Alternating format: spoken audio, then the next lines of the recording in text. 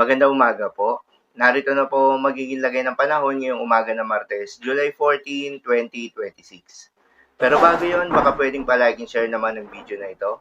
Comment ka na rin kung taga saan lugar ka para malaman natin kung hanggang saan umabot ang video na ito. Huwag mo din kalimutan na mag-follow at mag-subscribe sa ating Facebook page at YouTube channel.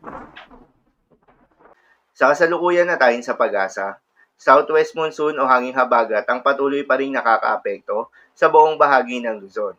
Dahil dito ay asahan yung bahagya hanggang sa maulap na kalangitan na may kalat-kalat na mga pagulan na thunderstorms.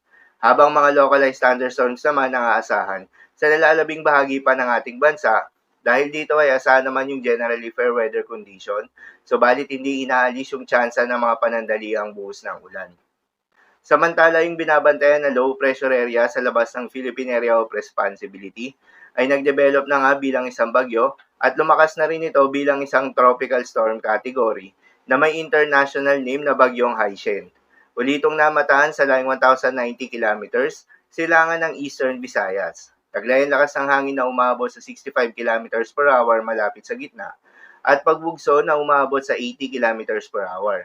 Kumikilos pa northwestward sa bilis na 20 kilometers per hour. Ang nasabing bagyo ay inaasahan na patuloy kikilos generally northwestward in the next 12 hours. Inaasahan naman na papasok ito ng Philippine Area of Responsibility ngayong umaga at bibigyan ng local name na Bagyong Josie. Habang nasa loob naman ito ng Philippine Area of Responsibility, inaasahan na kikilos ito generally northward, pagkatapos ay liliko pa northeastward hanggang makalabas rin ng Philippine Area of Responsibility bukas araw ng Miyerkules. Base sa forecast track, mababa naman yung tsansa na lumapit ito sa ating kalupaan, kaya naman hindi inaasahan na makakaapekto ito sa ating bansa. Pero paalala pa rin po palagi na posible pa rin ang mga pagbabago. Kaya naman patuloy lamang na magantabay sa mga update nating ilalabas, lalo na ng pag-asa. Para naman sa magiging lagay ng panahon ngayong araw ng Martes, dahil nga sa epekto nitong southwest monsoon, asahan sa Ilocos Region, Benguet, Zambales, Bataan at Tarlac, ang maulap na kalangitan na may kalat-kalat ng mga pagulan at thunderstorms. Posible ang mga pagbaha o pagguho ng lupa due to moderate to at times heavy rains.